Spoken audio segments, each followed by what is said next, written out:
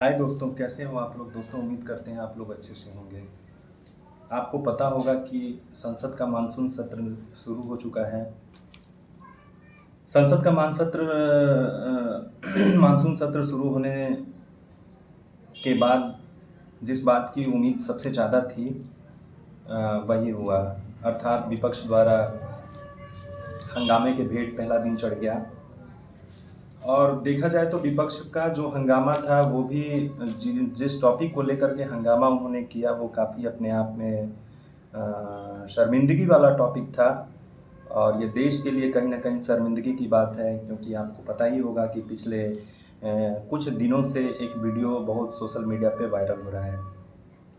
उस वीडियो में ऐसा बताया जा रहा है कि मणिपुर की बेटियों को नंगे करके वहाँ के लोगों ने, वहाँ के एक विशेष समुदाय के लोगों ने उनको पूरे शहर में घुमाया है।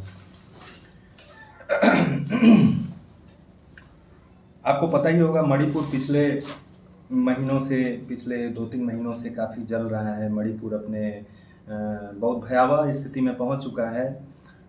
अगर हम बात करें नॉर्थ ईस्ट में, टूरिज़्म की बात जब भी आती है, नॉर्थ ईस्ट में कहा जाता है कि टूरिज़्म का अगर कोई बहुत बढ़िया स्कोप अगर कहीं है तो वो मणिपुर में है। इसमें कोई दो राय नहीं है। मणिपुर के लोग काफ़ी एजुकेटेड भी हैं, काफ़ी वहाँ महिलाओं को प्रोटेक्शन भी मिला हुआ है, काफ़ी महिलाओं को वहाँ आज़ादी भी मिली हुई है। तो ऐसे में मणिपुर में ऐसे वारदात हो जाते हैं, इसके पीछे के कारणों को जानना होगा। और वहाँ पॉलिटिकल विल पावर क्या कर रही थी, वहाँ के मुख्यमंत्री ने समय रहते ऐसा स्टेप क्यों नहीं लिया, इस बात को भी समझना होगा। दोस्तों, आपको पता होगा वहाँ 3 ट्राइब्स जो हैं मुख्यतः वहाँ रहती हैं, जिसमें नागा, कुकी और मैती समुदाय के लोग रहते हैं। नागा और कुकी लोग पहाड़ों पे रहते हैं और जो मैती समुदाय है वो वहाँ घाटियों में रहती है। तो इन लोगों का आपस में एक वहाँ के मांग से शुरू होती है। इन लोगों का आपस का संघर्ष शुरू होता है, जिसमें मैती समुदाय वहाँ बहुसंख्यक आबादी में है। मैती समुदाय ने वहाँ अपने आप को एससी का दर्जा प्राप्त करने के लिए आंदोलन शुरू किया था, जिसका नागा और कुकी लोगों ने विरोध किया था। तो उसकी शुरुआत वहीं से होती है। आपको पता होगा कि नागा और कुकी लोग एक लैंड रिफॉर्म को लेकर के भी आंदोलनरत हैं। उस लैंड रिफॉर्म में ऐसे प्रोविज़न किए जाते हैं कि नागा और कुकी जो पहाड़ों पे जनजातियां रहती हैं वो अपने क्षेत्र को तो वो बचाती ही हैं, साथ में वो कुकी के क्षेत्रों पे कहीं ना कहीं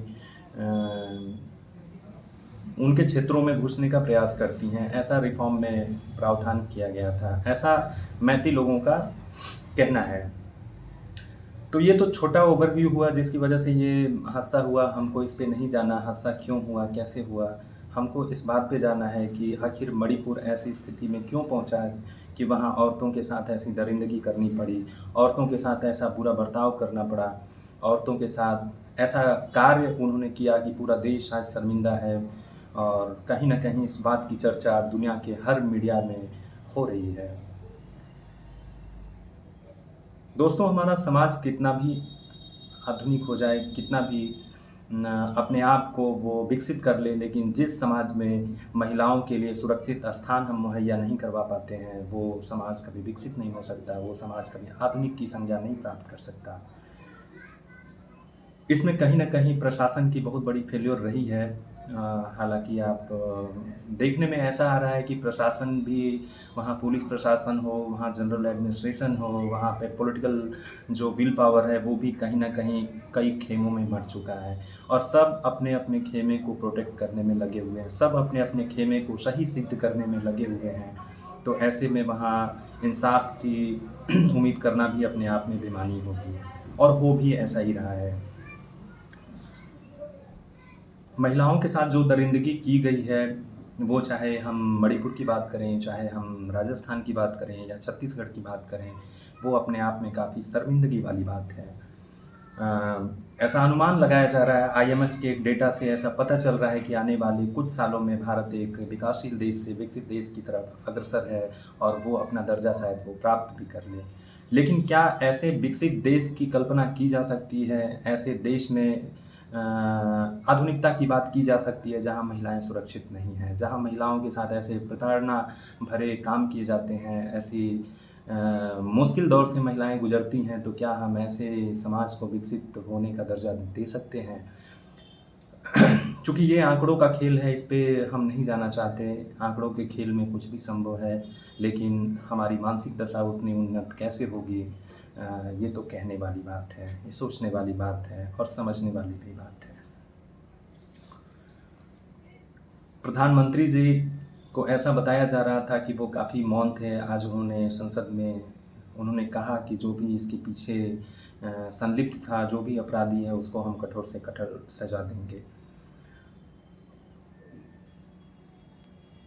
दोस्तों, कठोर से कठोर सज़ा देने से नहीं होता। सज़ा ऐसी भयानक होनी चाहिए, ऐसी भयानक सज़ा होनी चाहिए ताकि लोगों की आने वाली पीढ़ियाँ भी उस कार्य की पुनरावृत्ति के लिए एक बार सोचें।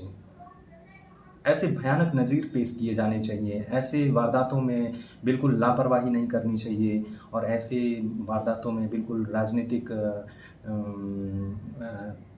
प्रतिशोध अपना जो है राजनीतिक प्रतिशोध जाहिर नहीं करना चाहिए। राजनीति से परे ये सारी मुद्दे होते हैं, सामाजिक मुद्दे होते हैं। इसमें हर पार्टी को मिल के एक तंत्र विकसित करना चाहिए, एक ऐसा माहौल, एक ऐसा वातावरण विकसित करना चाहिए जहाँ पे अपराधियों के हौसले टूटें, अपराधी ऐसे कार्यों को अंजाम देने से अपने आप को रोकें। तो मेरे समझ से तो इसमें यही होना चाहिए कि जितने भी अपराधी हैं उनको शॉर्टलिस्ट करके उनको तुरंत अरेस्ट किया जाए। उनको अरेस्ट करने के बाद उन पे बहुत ज़्यादा ट्रायल चलाने की ज़रूरत नहीं है, उनको जल्द से जल्द हो सकता है जितनी कठोर से कठोरतम सज़ा हो उनको सुनिश्चित किया जाना चाहिए। अब दोस्तों, मणिपुर की सामाजिक स्थिति के बारे में बात करते हैं। चूँकि मणिपुर में एक धार्मिक भी वहाँ जो है माहौल गड़बड़ाया हुआ है, क्योंकि मणिपुर में एक आबादी जो अपने आप को घाटियों में सीमित की हुई है, अर्थात वहाँ के मैदानी क्षेत्रों में पहाड़ों पे घाटी क्षेत्र मतलब वहाँ के लिए मैदानी क्षेत्र कहा जाता है। वो मैदानी क्षेत्रों में रहने वाली आबादी हिंदू धर्म को फॉलो करती है और वहाँ जो पहाड़ों पे रहते हैं वो ईसाई धर्म को फॉलो करते हैं। तो कहीं ना कहीं ये धार्मिक लड़ाई का भी एक एंगल लेते जा रहा है। ऐसे में मणिपुर के लिए एक ठोस रणनीति की, ठोस कार्रवाई की ज़रूरत है ताकि मणिपुर को जल्दी शांत किया जाए। वैसे तो मणिपुर का अशांति वाला इतिहास बहुत लंबे समय का रहा है। जब से मणिपुर को भारतीय राज्य में मिलाया गया, उसको राज्य का दर्जा दिया गया, तब से मणिपुर का अपना एक अलग इतिहास रहा है। वहाँ ट्राइब्स जो हैं आपस में छोटे छोटे मुद्दों को लेकर के आपस में लड़ते हैं, जो कि इसके पीछे एक और वजह है कि उनको शह मिलती है चाइना और म्यांमार से। आप देख रहे होंगे कि म्यांमार में अभी सैनिक सत्ता शासन में है। ऐसे में प्रबल संभावना है कि ये आंदोलन को लंबा खींचा जाएगा। अगर मणिपुर में ज्योग्राफिकल लोकेशन के हिसाब से बात करें तो मणिपुर में ये हादसा होना बहुत ही चिंतनीय है, बहुत ही चिंता की बात है। भारत की एकता और अखंडता को बहुत भयानक खतरा है। ऐसे में सरकार जितना जल्दी हो सके इस मामले को टैकल कर ले, इस मामले को कंट्रोल में ले ले अपने, तो उसके लिए बहुत अच्छा होगा। वहाँ पे बहुत बटालियन लगाई गई है, आपको पता होगा। वहाँ अप्सा जिसको आर्म्ड फोर्स स्पेशल एक्ट बोलते हैं, वो वहाँ पे बहुत समय से चलन में है, वहाँ बहुत समय से लागू है।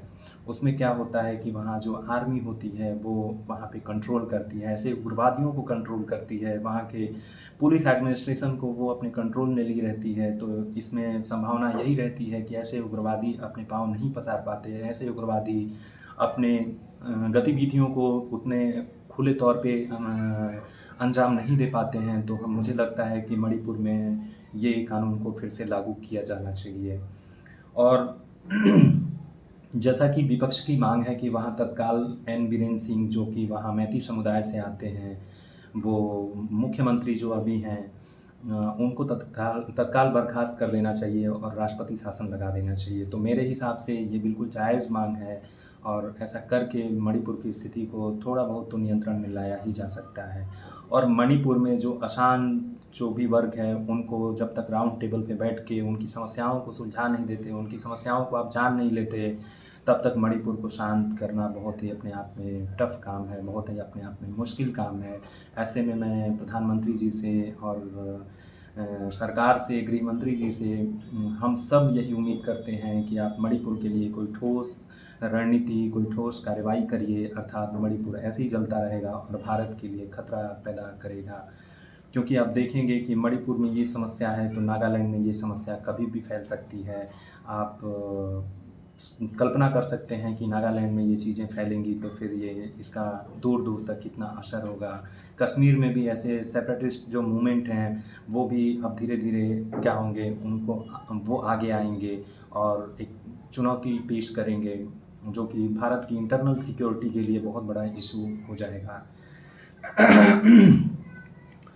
महिलाओं को सुरक्षा देना केवल सरकार का काम नहीं है, केवल प्रशासन का काम नहीं है। महिलाओं को सिक्योर फील कराना हम और आप सबका काम है। ऐसे में हमें भी कुछ पहल ऐसी करनी चाहिए कि महिलाएं हमारे सामने सुरक्षित महसूस करें, महिलाएं समाज में सुरक्षित महसूस करें। महिलाएं जैसे हम रात को 10 बजे 11 बजे अकेले घूम सकते हैं, ऐसा हमारे अंदर एक कॉन्फिडेंस होता है, वैसे ही कॉन्फिडेंस उनके अंदर भी आना चाहिए। ऐसा हम वातावरण उनको सुनिश्चित करें, क्योंकि एक विकसित देश वही होता है जहाँ महिलाओं को आज़ादी होती है, जहाँ महिलाएं अपने फैसले लेने में स्वतंत्र होती है, जहाँ महिलाओं को जन सहभागिता में प्रमुखता दी जाती है। वैसा ही देश सही मायने में विकसित देश होता है। आप जितने भी यूरोपियन देश, जितने भी जो अमेरिका, कनाडा, ऑस्ट्रेलिया, ऐसे देशों को जब आप देखते हैं, ऐसे देशों को विकसित मानते हैं, तो आप अगर उनके गहराई में जाएंगे तो वहाँ देखेंगे कि वहाँ महिलाओं को हमारे देश की तुलना में, हमारे जैसे विकसित देशों की तुलना, विकासशील देशों की तुलना में काफ़ी आज़ादी दी गई है। तो हम उम्मीद करेंगे कि हम और आप मिलकर ऐसे वातावरण बनाएं। केवल सरकार के ऊपर छोड़ देने से सारी समस्याओं का समाधान नहीं हो जाता।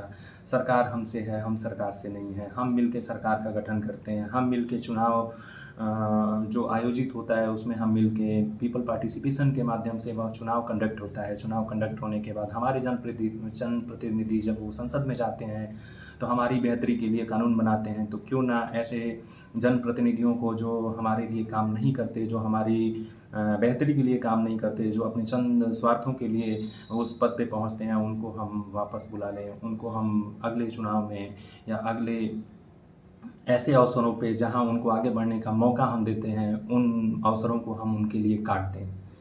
तो मैं उम्मीद यही करता हूं कि मणिपुर का जो भी मामला अभी चल रहा है बहुत जल्दी शांत हो जाए। मणिपुर में महिलाओं के साथ जिसने भी ऐसी दरिंदगी की है, जैसे भी ऐसे इस शर्मनाक हरकत को जिसने भी अंजाम दिया है, उनको तत्काल कठोर से कठोरतम कार्रवाई करके उनको सज़ा दी जाए। और मणिपुर को एक जो मणिपुर की जो पहचान रही है, मणिपुर की जो एजुकेशनल अपना एक स्टेटस रहा है, जो उनका टूरिज़्म में अपना एक स्टेटस रहा है, उस स्टेटस को फिर से बहाल किया जा सके। मणिपुर को खुशहाली की तरफ अग्रसर किया जा सके, मणिपुर को मुख्य धारा में लाया जा सके। दोस्तों, मुझे तो बड़ा अफसोस होता है कि मणिपुर में इतनी बड़े कारनामे हो रहे हैं, मणिपुर इतने लंबे समय से जल रहा है, मेन स्ट्रीम की जो मीडिया है उसको कवरेज नहीं दे रही है। मुझे लगता है कि कहीं ना कहीं ये भी एक बहुत बड़ा वजह है कि आज मणिपुर ऐसी स्थिति में पहुंचा है। क्योंकि जब मीडिया, मेन स्ट्रीम की जो मीडिया है, वो मीडिया जब किसी भी मुद्दे को कवरेज देने लगती है तो सरकार के ऊपर एक अप्रत्यक्ष रूप से प्रेशर क्रिएट होता है कि तत्काल उस मामले को हैंडल करें। अदरवाइज लोगों के मन में उस सरकार के प्रति जो एक भावना है वो गलत भावना जाएगी, एक गलत संदेश जाएगा। तो हो सकता है अगले चुनाव में उनको इसका नुकसान उठाना पड़े। लेकिन बड़ा अफसोस के साथ कहना पड़ रहा है कि हमारी मीडिया इस चीज़ को कवरेज नहीं दे रही है। तो मैं मीडिया वालों से भी आग्रह करना चाहता हूँ कि आप ऐसी गतिविधियों को, ऐसी हरकतों को, ऐसे मामलों को जो इंटरनल सिक्योरिटी के लिए काफ़ी बहुत बड़ा थ्रेट है, उसको आप मेन स्ट्रीम में ज़रूर मीडिया में इसको हाईलाइट करें। इसी के साथ हम मिलते हैं फिर किसी नेक्स्ट वीडियो में। तब तक के लिए नमस्कार।